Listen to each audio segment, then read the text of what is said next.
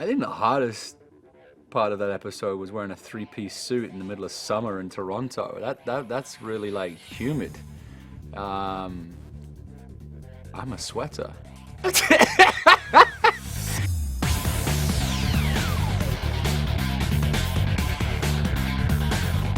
It's an incredible story, and you know this show is never shy to raise awareness and shine a light on important issues and themes. And you know racism runs deep, but the clever thing about American Gods is we never hit things from the usual angle. Yeah, Will James was lynched, but it wasn't the white people that he was focused on.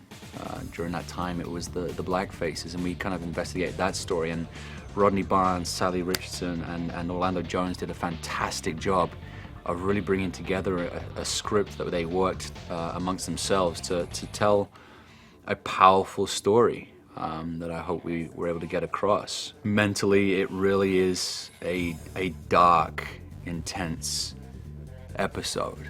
What makes it more so is that it's real. You know, that was every day. That was the norm, which is terrifying. You know, I mean, if you're shocked by the scenes that you saw in that episode, imagine what it was like to see that in real life and not be able to do anything about it. That shows you how powerful this writing was. It touched people and it meant something. And so, long may American Gods continue to inspire and enlighten and shine a light on these important things, and make sure that they don't go away, because I feel fear rises through a lack of education. It doesn't go away, and eventually we're going to have to look in the mirror and look at ourselves and see how we can move forward, because I have hope, Shadow has hope, and you know, fingers crossed, we can make this world a better place. The theme of this season, or you know, in the brief times that you've seen him so far in this season, that's what we're dealing with, is showing that the further away his coin gets from him, i.e. Laura, the further away she is, the worse off he gets. So in episode 5, when she finally finds him in New Orleans, and we can tell he's had a heck of a time getting there, things go a little bit askew in New Orleans with the voodoo ceremony et al. We've always been very aware since the first season that people really like the combination of Laura and Sweeney. But I think one of the big reasons they like the combination is because they're so awful to each other, and because they are two people who just don't have a filter, and because they're both such assholes that it's really fun watching them take pieces out of each other and eviscerate each other, you know? And I think then people sometimes get confused that means that they should have this romantic link or something, and also part of the fun is knowing that there is some kind of bubbling chemistry beneath it. And certainly it's been made clear, you know, in the first season when we watched Sweeney put the coin back into Laura's chest, it was clear that he was there for more than just the coin, obviously.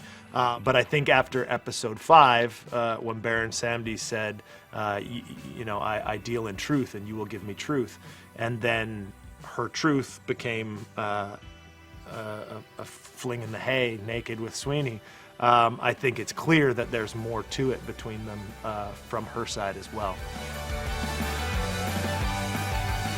So yeah, it's always fun because, like I say, I'm building Shadow. He's not there yet, and I'm obviously a goofball and British, and I love to throw fun at everything. It's been really hard and a big challenge to not show any humor with Shadow and not to make him too light and fun.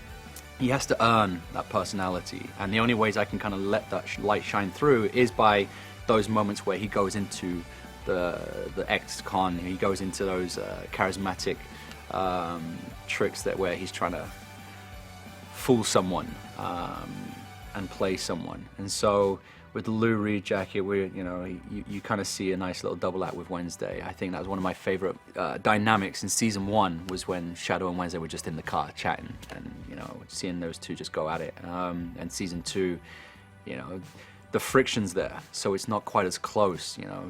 Shadow's got a lot of questions. Wednesday doesn't want to answer them, so that's a lot of friction and frustration. So they don't quite have that same dynamic as they did in season 1. And this is kind of one of the first times where you see them kind of have some fun together, and they're quite a team.